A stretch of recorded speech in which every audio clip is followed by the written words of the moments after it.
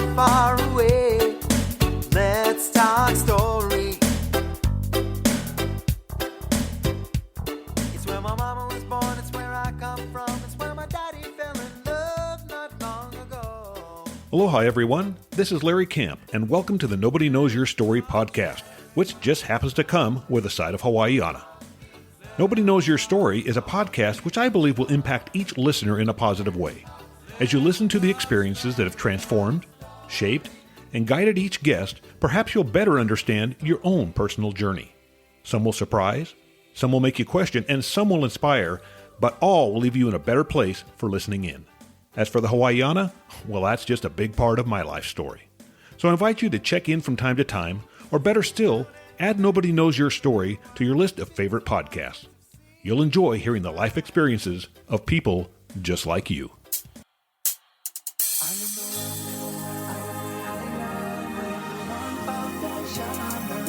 I won't stop, putting my pride on, I'll give love to this land so wondrous. Te moana nui, e ala e, te moana nui, nongu vanua, te moana nui, e kumai, lewa misa karai, me ke aloha.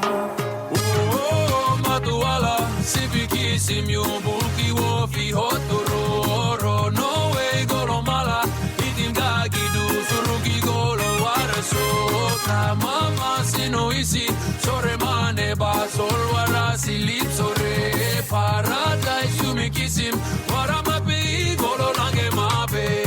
I am the rock, I am the island, I am the one foundation under us. I won't stop putting my pride on, not giving love to this land so wondrous. Te moana nui, e ala e, te moana nui, longu anua, te moana nui. Ekumai, lewa misa karai, neke aloha. Lohe mai, oi mai, haere mai, lako mai. Tomona pasine mi noi na pindai, ai wara saber onta mi arim kunukarai. O mana meri o geta sanap, no keni bili pimo geta kiamani kama. O kai moana. Oceania, o solo wara, o bakipika, yumi kama, Corinetia, Durango pikinini go parawe. I am the rock, I am the island, I am the one foundation under us. Aloha once again, and welcome to what will be another very interesting life story. Now, we just heard Te Moana Nui, or The Rock, from an old favorite of mine, Ocean. Now, Ocean, who actually was born Jason Hershey, well, he was raised in Papua New Guinea by missionary parents. And if you look at his website and you look at pictures from his youth, he's very blonde and nobody else is. So he really stands out. But I have enjoyed his music for many years, have a lot of his albums, and thought I would share this song that he put out a year or two ago. Now, mid-podcast, we're going to hear kind of a collaboration between Jack Johnson and Stick Figure. It's a song called Home, and I think you guys will enjoy it. Now, my guest today is Mark Collins, and Mark not only will tell his life story, but part of his story will include trips to Hawaii, as Mark has family there. We're also going to take time and talk about a book that Mark has written, Life Mastery, Living Life by Design, Not by Default. But that will be later on. First, we're going to hear all about Mark's growing up and what got him to where he is today. Welcome, Mark, to Nobody Knows Your Story. Thanks, Larry. It's great being here.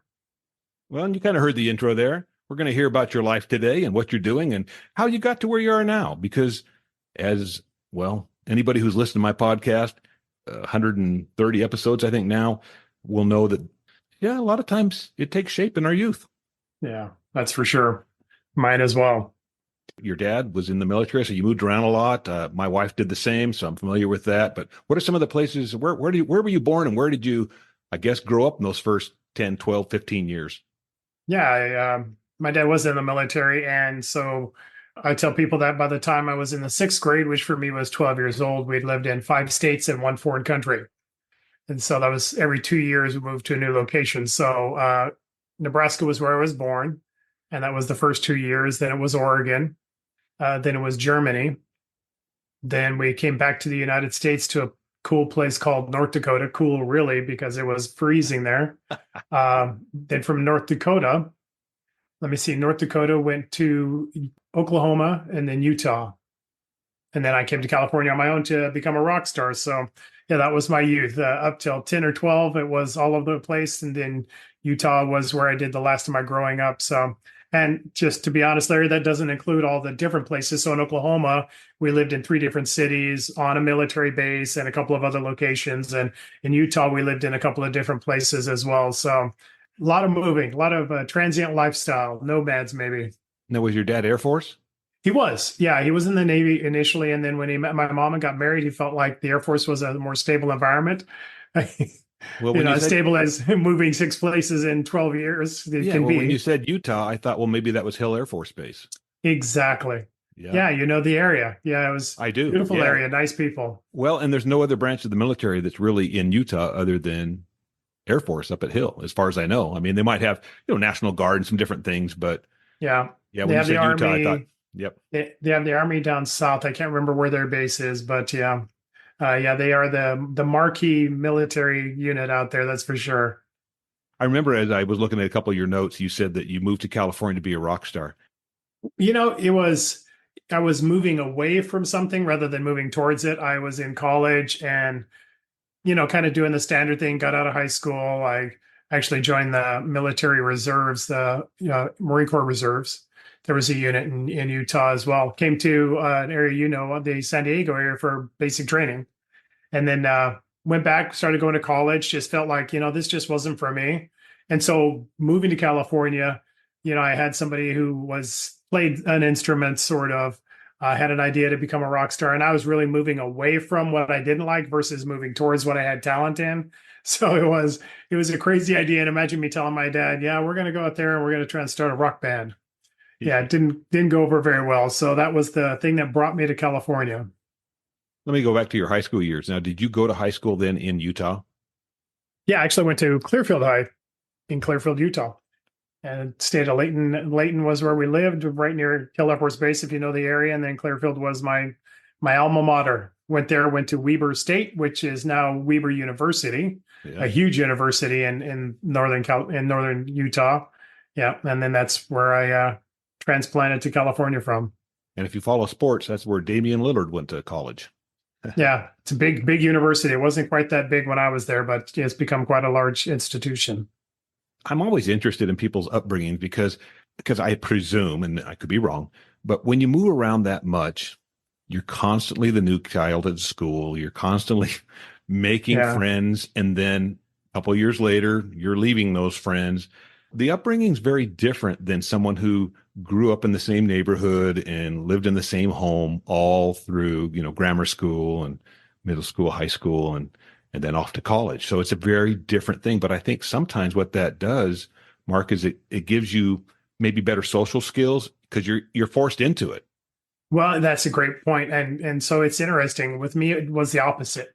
So I guess it depends on if you're an extrovert to begin with or an introvert. And being an introvert in my own household, it really kind of, I don't want to say isolated me, but gave me kind of a bit of a loner kind of personality. And like you said, my wife, she is the opposite, and she's more social than I am, let's be honest. So, we're older folks, and she has friends from when she was like 7 years old that she still keeps in contact with, where myself, I didn't have any friends that I knew, before I was 12, 13, 14. And even then, like you said, Larry, it's a personality trait where, independence is one thing, which is why I was able to have a crazy idea, go to California, and then actually pack up and move without a home, without a job, without any form of income, just being able to have those kind of bold moves. So there's an independence, which I love, but there's also a bit of a loner kind of attitude and apartness. Like you said, I don't know, I'm sure you understand, like I do, Larry, that, kids can sometimes not be as kind as you'd like them to. So there wasn't that welcoming atmosphere at every school I was at. You were kind of the loner left out until you found some friends. And so, it's a different upbringing. It's certainly not that kind of homey, grew up, know everybody, know all of the neighborhood, haven't moved out of my state kind of thing, which, has its own level of comfort as well. And some really cool stuff for people who do that also. As you were saying that, I was thinking about my own situation because I too moved around a lot in my youth. And there were times where I was, I guess, a little bit shy, especially in my younger years. So we moved from San Diego, California to Salt Lake City. Okay. And here I am, first day of, we were there like 3 weeks before school started. So I go to school. I didn't really know anybody except I had a sister there that was a year ahead of me. I remember eating lunch by myself and thinking, well, nobody knows who I am. I don't know who anybody else is. And that was a little bit uncomfortable, but it didn't last long. Mhm. As soon as I got into classes and, you start kind of talking to people but it was uncomfortable for that first probably a couple of weeks. So I know Yeah. what you're talking about. I mean, I think, oh yeah, hey, I'm outgoing. I talk to people. Nah, not so much when I was younger. So I get Yeah. it. That's totally me. You're absolutely right. Okay, so you went to California. You did a little college before you went, though, right? Yeah, I had a couple of years of college. So I was 21 years old. 21 years old and packed up and came to California. Put everything I had in a small pickup truck and I was on my way. So was there ever a thought? I know you said you went to Weber State. Was there ever a thought of finishing college, or did you finish college after this trip to California? How did that work out? Yeah, if fast forwarding a few years after meeting my wife and she had two children as well, we got married and I had a instant family. In my early 30s, in my 50s now, in my early 30s, I decided to go back to school. Because there is the advantage of college education and getting jobs and interviews and those kind of things and extra income. And for me, it was also just that thing of wanting to check it off the list, wanting to complete the thing that I hadn't before. And so I got a degree in it was a Bachelor of Science degree in information technology. Okay. And especially, my age, your age, we were told growing up that a college education was going to provide a better lifestyle. I Yeah. don't know that that necessarily is true today. I think there's other things you can do and provide a good income and have a fun life and whatever, and not go to college. College can also be very expensive now. We keep hearing about these people having 100, 200, $300,000 in college debt. Yeah, that's a hole that's hard to dig out of sometimes. So, Yeah. but Yeah, I yeah, agree. for me, yeah, going to college made sense. One thing I didn't ask you, and I do ask this a lot, was your family religious? And if so, what was their religious background and your background? Yeah. My parents were Christians. We did go to church in the military. They have Christian churches on the bases, in our case, Air Force Base. So they typically will have some sort of Christian church and a Catholic church typically. And so we would go to church up until 12 years old, till we made it to Utah. And then my dad felt that we were old enough to make our own decision. At that point, for me, it was more rules and regulations than relationship. And so when he said, I could have an extra time on a Sunday and I wouldn't have to go to a church that I didn't understand or even, want to, necessarily feel connected to, I decided, frankly, the whole family decided to forego the faith for a while. So reconnected with my Christian faith as an adult, but yeah, we did have that time. And when last couple of years before my dad passed away, he knew I was a Christian and I became a pastor. And I remember him telling me one time, probably the last year of his life, he was a private man, kind of that old school stoic kind of individual, strong, silent type, as they call it. He told me within the last year of his life, he would always read the Bible at night, I guess, before he went to sleep. And he said he prayed for each of us every night. And that was something that was a blessing to me. I remember that. Didn't know he did because, again, strong, silent type. The silent part was, he didn't share all the things that he did in his life, but he was always connected with it in his own way. That's interesting because you grew up, you went to high school in Utah, so you were Yes. around a lot of Mormons, and I know that because that's the faith that I was born into, and so I know what that's all about.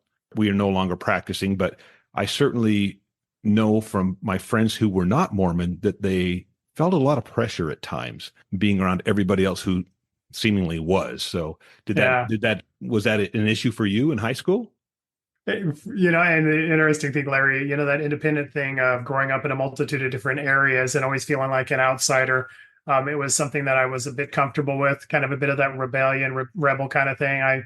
I'll be honest, I had long hair. I had an earring in the times when you didn't necessarily have one. That was well, shoot, I'm 59 and that one was 17, 18, 19, 20. So that was a long, long time ago.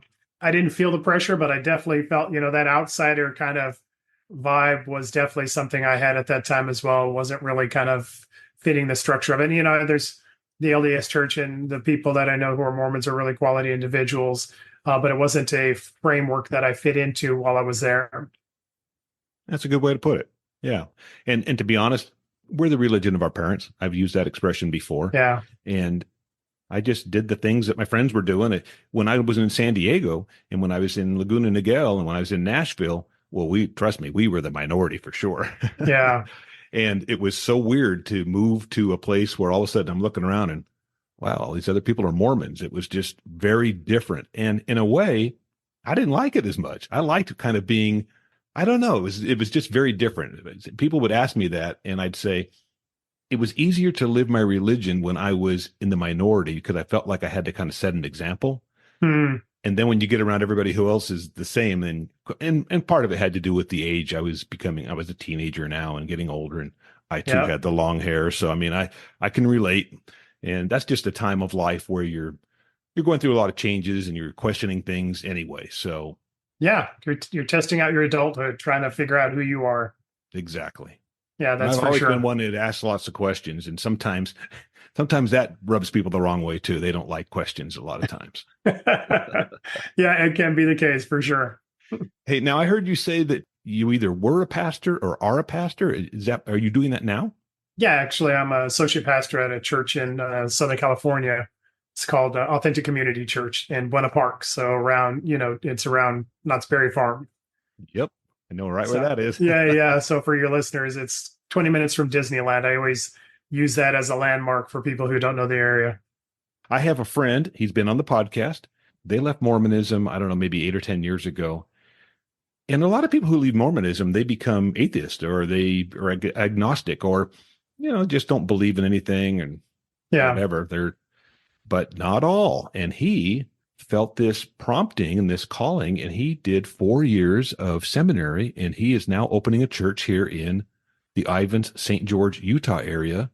And Wow, he's nice. and he's a pastor. So, and I think he's going to be affiliated, if I remember correctly from what he told me, with the Baptist group. Good for him. And I'm sure that's a beautiful place to have a church. Yeah. And if you talk to him or you listen to him or you listen to his podcast, he would tell you that the Bible has just been just a huge part in his life, much more since he left Mormonism. So he read the Bible and he knew the Bible as a member of the Mormon faith, but he really got into it after leaving. So everybody's journey is just different. And I'm always fascinated and intrigued by the different twists and turns in people's lives. And he would have told you, and I think he actually mentioned it in the podcast, that he thought he would never do anything again with religion. You just kind of go through, and I don't know what exactly it was that, changed that for him. Yeah. I don't know what it was that changed it for you. Maybe you're going to tell me right now, because that's the question I have. What changed it for you? Yeah, that's a great question. I came to California, kind of living my own life, really from the time we left church, just kind of figuring your own way and your own, way of being satisfied, finding value, finding worth, finding direction and or structure to kind of, the framework of being a good person in life. And met my wife. She had 2 children. They were 9 and 5 at the time, EJ and Nicole. So I tell people I had the privilege of marrying into a family. And so I was an instant dad, not really knowing what it meant to be a dad. I was 27 when I got married. And so, in that course of marriage and trying to figure out what it looks like to be a parent, wanted to give our kids some moral and, value structure. And Christianity was something that, we knew that, you could give you kind of some structure and some moral background and, rights and wrongs, do's and don'ts and things to try and live a good life. So we started going to church. My wife had a church background, wasn't going to church when I met her, and, kind of the same thing. Church when you're a child, and then when you're in your teenage years, figuring your own way. And so we started going to church, while at the same time we joined a business association through a group called Amway. And in that group, all of the friends and the people we hung out with were just people that had, they had something I didn't have. They had peace, they had joy, there was an easy manner to them. I was a guy, because of the father I had and just kind of the life you lived in, all of your life kind of leads to where you're at. And for like the people I talk to and work with in my course called Life Master, I say you're either living from who you're created to be or what your life has told you. That young man growing up in adult and even in relationship was told that, he wasn't as smart, wasn't as good. And it wasn't, overtly told to me, but experiences, life struggles and challenges that you walk through, you kind of get a bit of an identifier marker. And so for me, that was the guy. So anger was something I struggled with. Insecurity were things that I dealt with, but I saw in these people none of that. And I'm like, that's something I want in my life. And the commonality to all of them was they were Christians. And so, from a religious context, you'd say that God was working on my heart. And I felt like, I want what they have. I don't know how to get there. I see this common value that they have of all being Christians. So maybe that's the thing. Maybe that's the change that I can have in my own life. So, we're at a Sunday service. The person who was leading the service invited people who wanted to accept Jesus to walk forward to the front of the stage or the pulpit or whatever you want to call it. And I just felt this compulsion that I needed to do it. Turned to my wife, told her, I'm going up front. She looked back at me with a shocked face, not, knowing the internal dialogue that had been happening. And she said, okay. And I went forward and, accepted Jesus, did the prayer of salvation. And that was the start of the journey of figuring out what it looked like to be not just a Christian, but in relationship with God and seeing and reading in his word, those things that I desire for my life. And how do you actually have them? How do you apply them? How do you live that out? What was the conversation on the drive home? Like, so Mark, what was that all about? Or did she have an idea that you were going to do that? I don't think she did, because there was, the things I was feeling, again, that kind of insecure guy, that kind of loner kind of individual. I wasn't sharing the inner struggles or the pain behind the anger or any of those things. So it was really more of a personal journey, internal dialogue. So she only saw the outward part of it. The journey, I don't know. To be totally honest, there was a sense of peace that came over me that lasted for several days, where I just felt just this great sense of peace. And she actually I got baptized and she got baptized at one of the early churches that we went to. And so it was a journey that we went on as a family as well. Really for her, I think it was a recommitment of faith, because she was a Christian as a child. We kind of believe in our faith system that you can only accept it as an adult, meaning you have to have your own profession. It's a relationship you have to volunteer for, not be volunteered for. Mm-hmm. And so she was able to do that later on, and our kids as well. And so it became a family journey. So there was lots of conversations, lots of change, lots of growth, challenges, and, trying to be better than your past and overcome some lies that you've believed. And, I've told you some of mine. So it's been a great journey, and of course that led to pastoralship and just really a passion for God, leading to me wanting to share it with others. Right. That thing that you have that's amazing in your life, or good, or experience that you've gone through, you always want to share with people. Right, Larry? So for me, it was sharing the transformation and the blessings that I had with everybody I could. And that led down this journey of the Life Master course and the book and all the other things that I've done. It's obviously a blessing to be unified in your religious beliefs, because to live in a mixed faith marriage, it can be problematic. And I look at my grandparents. My grandfather was Methodist. My grandmother was Mormon. They were married for 60 plus years. And each Sunday, they would go their own separate ways to church. There would be a few times throughout the years that they would go together. Maybe one of their children was doing something or whatever. But for 60 plus years of marriage, they were not unified in their religious beliefs. And again, potentially problematic. And for a lot of people, it is.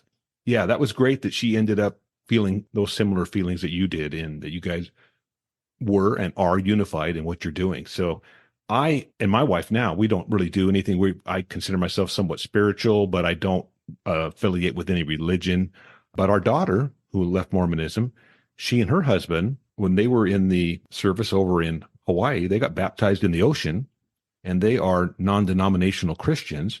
It's a big part of their life. As a matter of fact, they do Bible studies, and because he's in the service also, and they move every 3 years, Yeah. It's a way to meet new people, and they try out new churches until they find one that's a good fit for them, because they're all a little different. And Right. some of them, you walk in and they have the bands playing up on the stage, and I've gone with my daughter, and I tell you, I kind of enjoyed that part of it because it was so different from the church that I grew up in, where everything was like, these old hymns from the 1800s or whatever. Yeah. And to walk in and see a band playing up on stage, and everybody has their hands in the air, and I liked it. It was different, and I liked it. But yeah, it's That's phenomenal. it is. It's great. But again, I circle back to the thing about being unified, because I think that's important. Whatever you do, if you can do it together and be in agreement, I just think it makes life easier. Yeah, absolutely. And in the places where you can't do it together, to have a tolerance and a desire and love for each other, that you're able to give grace in those places. Let me ask you this, because I just don't know. This is just a question. Maybe it's a silly question, but what are your beliefs beyond this life? Do I believe there's an eternal life? Yeah. Yeah, absolutely. I believe there is a heaven and hell. I believe there is a God and a Satan, and I believe that there's a place that God has created for us. Obviously, as a Christian, it's in the Bible. So yeah, I believe all of the Bible, even the parts that make me uncomfortable. Not that that's part that does, but some of the challenges of not sinning, not having anger, and those are more challenging to incorporate in your life than others. So yeah, I believe there is a heaven and a hell, and that there is an opportunity for me to come home. And for myself, both of my parents have passed. My mom this last April in Hawaii, and my dad in 2019, which led to her moving to Hawaii. And there's a hope in a place in my heart that believes that I'll see them again, and other loved ones. My wife and I lost. I don't want to bring a downer to the conversation, but we lost twins before my youngest daughter, who's 26 now, before she was born. And so there's those loved ones as well that I believe I'll have the chance to see their face. I'm sorry for your loss, and unfortunately, I can relate with your loss, because we lost our son 6 years ago now. I'm sorry to hear that. Because you've been through it and I've been through it, we kind of know what that's like. Yeah. And I heard you use the word hope, and I tell people that too. I'm a hopeful agnostic, so that's how I say it. And I got that from a buddy of mine. But I am hopeful. I would love to see my son again. My parents are both passed on as well. I'd love to see them again. I'd love to see my wife's parents, because I was super close to them. So many people. My brother Jeff, 28 years old, died of cancer. So it'd be wonderful to see these folks again. And I am hopeful. Other than that, I just try to be a good person. And that's one of the things I like about the podcast is I'm always meeting good people. Mark, I can tell just in the brief time that we've talked, I mean, you're that kind of guy. I mean, I know that you're a good guy. You care about other people, and you're doing things even in your professional life that are trying to help others. And in doing so, you're also creating a good life for you and your family. I appreciate that, Larry. Thanks. I'm enjoying the conversation as well.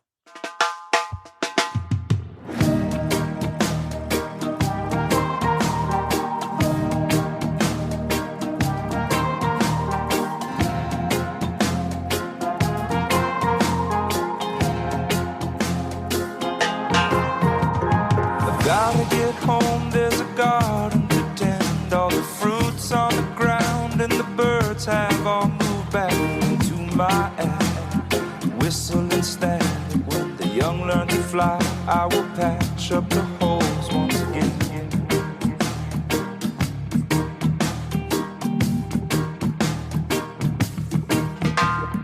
I can't believe that my lime tree is dead. I thought it was sleeping, I guess it got paid off for not being dead. But I would be too, I keep food in my belly and hope that my time isn't soon. Isn't soon. So I try to understand what I can hold in my hand, and whatever I find, find my way back to you. And if you try to find it too, 'cause this place is overgrown, it's a wax and bone. Home is wherever we are, if there's love here too.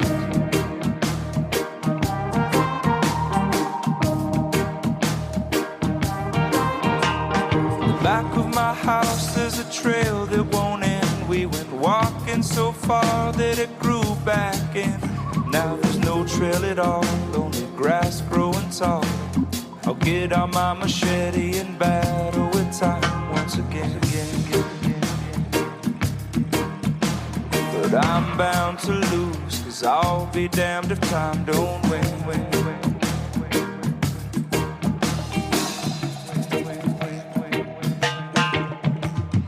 Gotta get home, there's a garden to tend. All the seeds from the fruits buried in pecans. Their own family trees teach them thank you and please. They spread their own roots, then watch the young fruits grow again.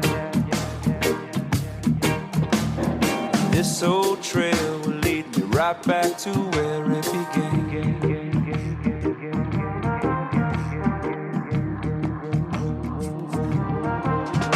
So I try to understand what I can hold in my hand, and whatever I find, I'll find my way back to you. And if you try to find it too, 'cause this place is overgrown, it's waxing moon. Home is wherever we are, if there's love here too. Wherever we are, if there's love here. Let's talk a little bit about your book. For sure. As I said earlier, it's Life Mastery, Living Life by Design, Not by Default. I like that title. Yeah. So when you say by design, take it from there. Yeah, absolutely. So let me try default first, because that's kind of how I lived most of my life. And it's how I see that, frankly, everybody I've worked with lives. It's this understanding that life happens and I respond. So challenge, issues, struggles, loss, whatever the thing is, that I'm responding to the life that happens. And what I tell the people I work with is, you're not responding to the life that happens, you're the response to the life that happens. And of course, all of my, my Life Mastery book and my Life Mastery course comes from my faith and my biblical understanding. And what I find in the Bible is that God creates people for a mission, for a purpose, for a impact that they're supposed to have in the world, not to be impacted by the world. Not that consequence, challenge, issues, struggles don't happen, but that they actually have a call on their life that is meant to be lived out in the things that they're doing, whether it's their job, their vocation, their role, their relationship. And that's what the difference is between life by design versus default. Life by default is a place where I can only respond to things that are happening. So when I've got anger, then, well, you need to manage your anger. And when I've got these issues like with my self-insecurity and fear, well, it's just something to manage, not something to overcome. And what I found, at least in the Word of God and the instructions that I was able to pull out for my own life and the people I work with, is that you actually have the ability to overcome the things you're struggling with the right tools and strategies and implementation of them. You can actually live the life you're created for, a life of impact, not a life of what I call it. You can either be the hero or the bystander. You're created to be the hero, but we default to be the bystander because we don't realize that there's another way. So the book is kind of instructions that's taken from the course. I call it the quick start guide in life mastery, because got the full-fledged, all bells and whistles, the robust course that I have online. But I wanted to give people a resource to be able to, as I say, be able to read it today and implement it this week and have it impact your life this month. And so that's what the book is some of those lessons and teachings and strategies broken down into easy chapters. People tell me it's an easy read. It's the first book that I've written, so I'll take their word for it. I did my best to make it easy for people to digest. So it is my desire to give them the tools to be able to implement in their life. And so it's, some of the things that I've done in my own life, starting with identity. Who are you created to be versus what has your life told you? For me, there was, those instructional things. It was the struggles in academics and things that told me that I wasn't as smart as. It wasn't something where you thought you were dumb. You just used every chance that you failed to prove that, you didn't, you're not as smart as them. Or you would reach out for those things, go for that business that you thought you could start, but what if I fail? What does that say about me? Right? The things that you use to limit yourself because you have an identity that's less than who you actually are created to be. So we start with identity. We deal with some transformational strategies, and had the chance of working with some people and seeing some really great results in their lives. And that's been super exciting for me. Let me ask you this. Do you feel like when you met those people doing Amway, the ones that you noticed seemed to be happier, do you feel like up to that point you were living your life by default? And then maybe once you got involved with the Christianity, maybe when you got baptized, accepted Jesus, that became more of a life by design at that point? That is a really good question, Larry. I think it's in stages and ways. And what I mean is that I was still living my life by default, even in Christianity. The challenge a lot of times, I'll speak for myself, but I see it in a lot of the people I work with and talk to.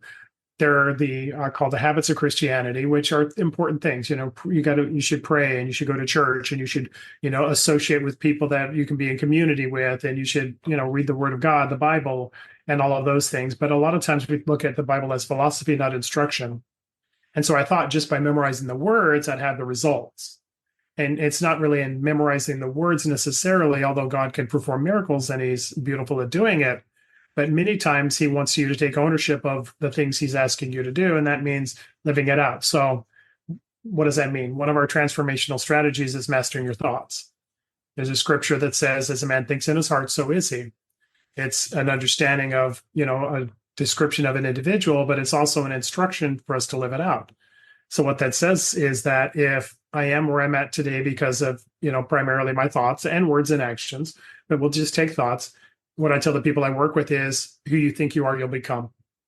If you think you're a failure, well, then you're going to pick activities and actions and responses to prove that. If you think you're somebody of success, then you'll do the same. If you think you're somebody that's worth loving, you'll find relationships that are nurturing and valuing and investing, right? If you think you're somebody who isn't worth loving and you just are, whatever those things you tell yourself, well, you'll have dysfunctional relationships and you'll bring people in your life that have, their own pains and wounds and issues that they're trying to work out. And so if I am where I'm at today because of the thoughts, I think, then maybe I should align the thoughts with who I'm created to be. And if I do that, I'll see that person lived out. I did in my own life and saw a transformation from a person who was dealing with succeeding in business, believe it or not, Larry, but with this sense of always impending doom, right? It's like one of the guys I worked with who's a multimillionaire who had amazing business success, but every time he would have a new business deal, there would be this thought in the back of his mind, this time it's going to fail, I'm going to blow it.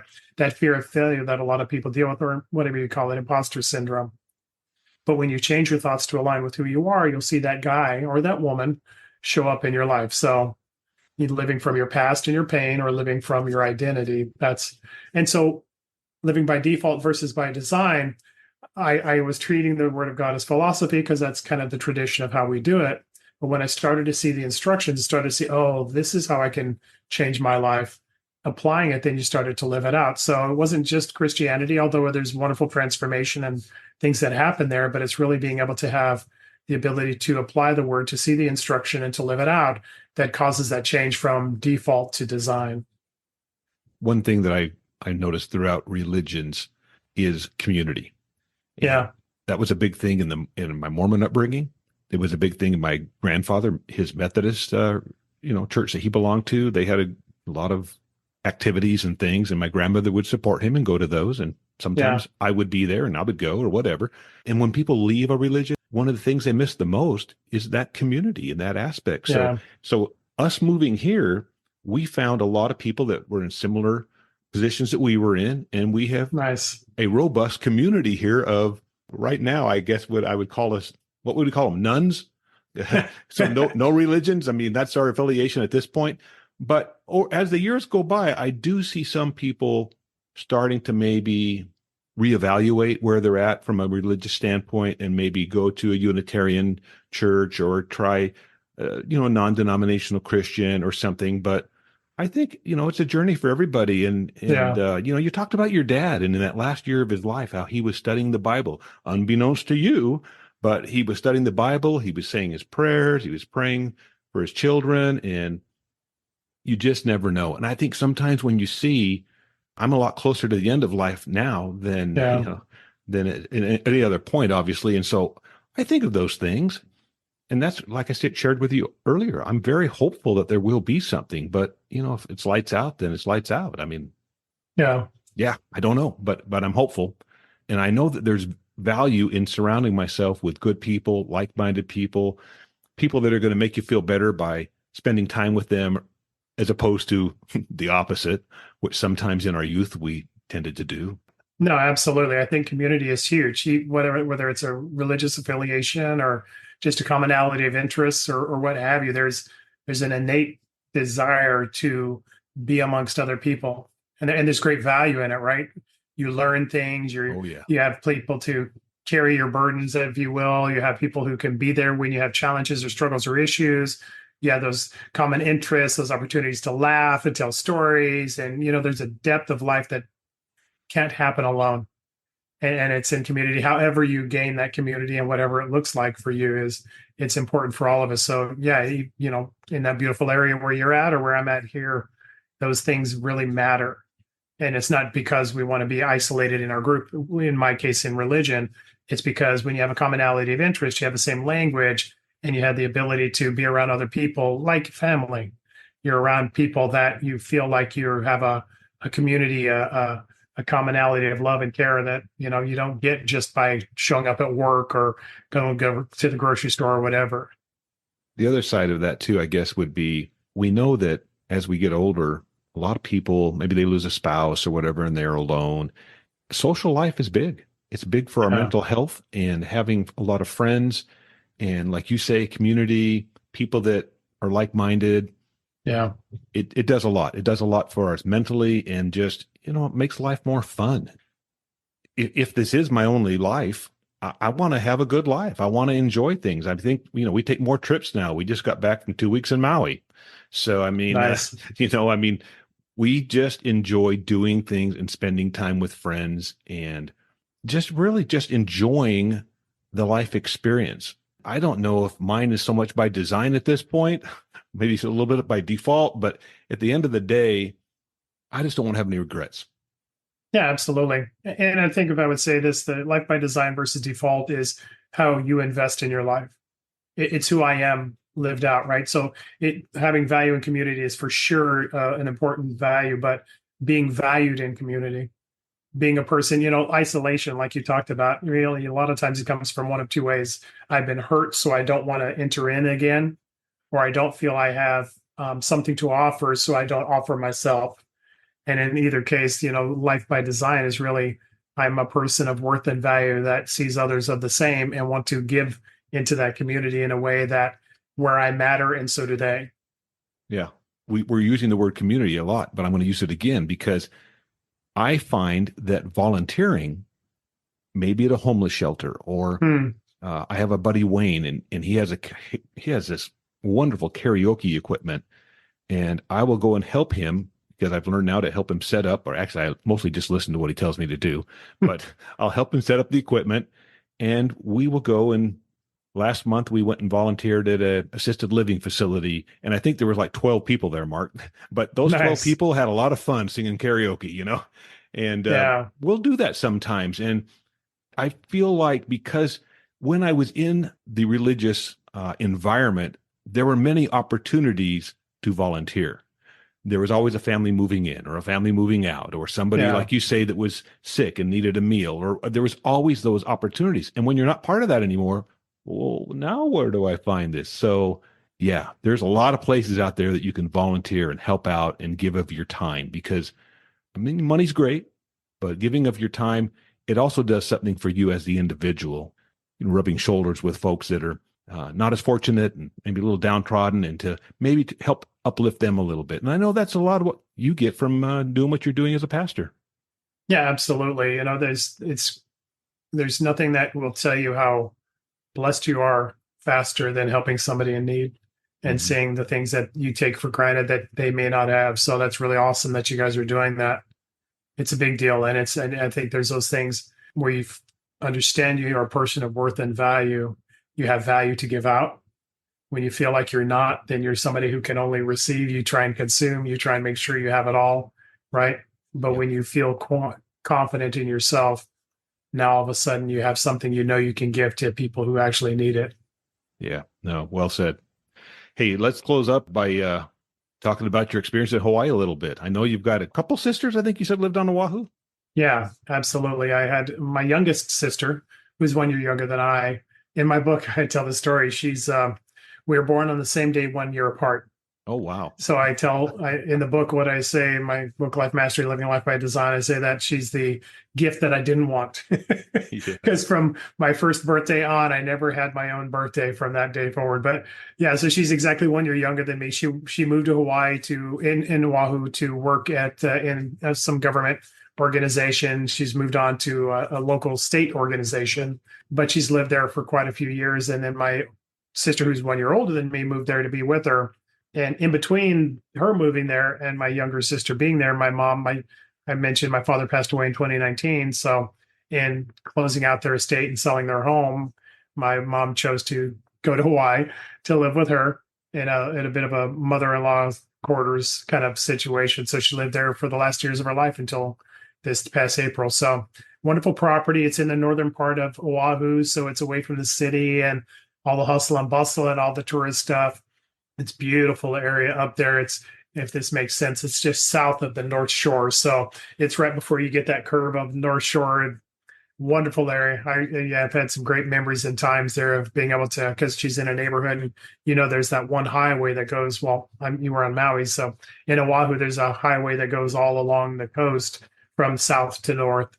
And you could reach out and touch the ocean, but she's in one little property and little neighborhood there that I had many times literally walk from her house, down the street a little bit, cross the highway really quickly. And I was right there at the beach, having the whole, area to myself. So it definitely felt like paradise the times I was there. It was beautiful, is beautiful. I was actually there, obviously in April, the last time, 3 times this year, in my mom's health condition, just going out there to do what we needed to do. But yeah, a lot of good memories there. Wonderful place for my mom to be. She actually, speaking of community, she, like 3 houses from where they lived, there was a church, a local artist who was also a pastor. He did some artwork and ocean scenes, water scenes, and all that. Really nice guy. And then she got connected with that community. So not only did she live with my sisters, but she had a church family of 15, 20 people who were part of that church community that she had the opportunity to have a relationship with and who invested in her life for those last days. So that was another great memory from that time as well. So beautiful place. Yeah, love to go back again. Been there several times, 4 or 5 times actually at this point. Well, and it sounds like where your sisters live. And I do know Oahu very well. I went to college there. Good. So, yeah, I know it very well. And so it sounds like as you enter onto the Kamehameha Highway and you're heading that direction, it sounds like they might be in the Hauula area. Exactly. That's exactly where they're at. You do know your areas. Yeah, yeah. Yeah, it's when a you were wonderful describing area. it, and you said it was a little south of the curve, I thought, well, it might be Hauula. No, you're absolutely correct. Just south of the cultural center that is run by the Mormon Church in that region. Yep, Polynesian Cultural Center in Laie. Exactly. Yep. They're just 5 minutes south of that. So you have, you know the area completely. Beautiful area. So for those people who don't know it, I mean, if you wanted to see what I consider the real Hawaii with the palm trees and the beautiful grassy areas and the local culture and people. Yeah. Not that every area doesn't have it, but for her area, that was a real slice of paradise for sure. Is a slice of paradise. They're still living there and having a great time. Yeah, it's a beautiful area. I always tell people, because, sometimes people go, oh, yeah, I went to Hawaii. I stayed in Waikiki. I'm like, okay, well, I mean, that's one kind of visit to Hawaii, but getting out on the North Shore where your sisters live and your mom had lived, that is the beautiful part of the island, I believe. I went to school in Laie, and then, of course, Kahuku is right next to that. And then we would go almost daily, not when I was in school because we didn't have transportation, but when I was there visiting, we would go daily out to Haleiwa and get a shave ice there at Matsumoto's. And we just loved that whole experience. I mean, back in the 70s, I was there in 75, and we would go to Sunset Beach. And back then, puka shell necklaces were the big thing. And we'd get all these shells. We'd go out with fishing nets and bring these shells in and tap out the hole to put them on a fishing line and put a fastener on them. And then we'd have all these puka shell necklaces. I mean, so those are wonderful memories. So I know exactly where your sisters are. Yeah. Very, very beautiful area. Yeah. Well, they had great times there. Love the lunch trucks. They have their food trucks there that are a big deal, and little areas where they're set up. And I had my little coffee shop that I'd go to, this little guy who had his little shack making his coffees there. And so, yeah, fun times, good people. It it was definitely a time to decompress and really enjoy the time. Well, I would guess that your sisters, especially your younger sister, I guess she was there first, right? Yes. So I'll bet you that she has gravitated towards some Hawaiian music, towards maybe even some Hawaiian or whatever. So she's going to know who Cecilia and Kapono are. And I've had Henry Kapono on the podcast. And my music that I use for the intro and outro of my podcast is a song called Talk Story, Let's Talk Story. And that's by the Hawaiian Style Band. And the leader of that band is a guy named Wade Camburn, and he's been on my podcast. So nice. She will enjoy hearing at least Henry or maybe Wade or both. But and I always use their music. I put a lot of their music in if I'm interviewing a musician, I'm going to use a lot of his songs. That's phenomenal. Yeah, and she definitely does. They definitely have adopted the Hawaiian lifestyle and the culture, and they're fully immersed in the local people and investing in being able to be a part of it. And that's a big thing. Like I said, we just got back from 2 weeks, and it's so fun to go over and see friends and visit. Every once in a while, I'll run into somebody and say, well, you know, they acted like they didn't really want me there, or I got a little stink eye or something. I said, well, if they know that you embrace the culture and that you've taken the time to learn the history and you're respectful, you'll do fine. Yeah. Yeah, absolutely. Yeah, they're good people. So I never had a problem. It's what I love, you know, because we moved so much when we were younger. That's one of the things I enjoy, is getting away from the tourist things and being around local people to really experience the culture. That was one of the benefits of moving so often, is you start to see that there's cultures out there that are such a blessing to be able to really engage with and see how other people live. It's one of those things that fascinates me, is what are the local people doing to live out here, and how do you experience it? And people say to me, what do you miss the most about not living in Hawaii? I say, the aloha spirit. When they say, well, how do you describe that? And I go, well, I'll give you one little example. And I noticed it as soon as I was back in Maui. I'm on the road, traffic's a little heavy, guys wanting to pull out. So I just kind of look at him and give him the shaka, and he pulls out. And then I can't tell you how many times over 2 weeks that was reciprocated, where I was trying to pull out and a guy would just stop and give me a shaka, and I'd pull on out. And you just don't see that on the mainland. You just don't see it. People know you're trying to come out, and they'll just like speed up or whatever, you know? Yeah, absolutely. Yeah. There's definitely that welcoming spirit there. Well, listen, Mark, I sure appreciate you taking the time today and sharing your story. I will go ahead and put your book. And what's a website that you want to mention if people want to look a little bit further into what you're doing? Yeah, absolutely. I'm a one-stop shop at my website, which is freedom-4-life.net. So I'll say that slowly, freedom-4-life.net. My course is out there. The book is out there. You can reach out to get the free diagnostic tool and reach out to me from there as well. All right. And I'll put that in the show notes as well. Sounds great. I appreciate the conversation. This has been awesome. It's fun for me. I mean, I've said it so many times. I don't go to a therapist, but this is my therapy. Absolutely. Thanks for the time, Larry. I appreciate it. You got it, buddy. All right, everyone. Hey, check back in 2 weeks. We're going to have another interesting guest here on Nobody Knows Your Story. Aloha, Mark. Thanks so much, Larry. This has been awesome.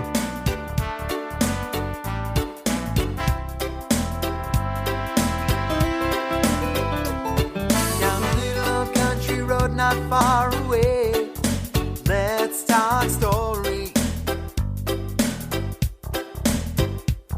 It's where my mama was born, it's where I come from, it's where my daddy fell in love not long ago. Let's talk story. Let's talk story. Let's talk story.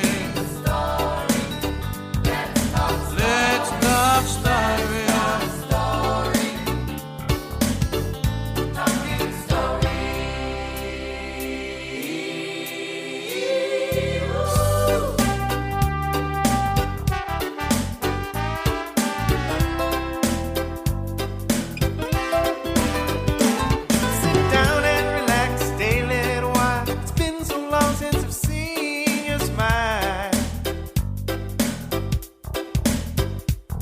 Well, a little of this and a little of that.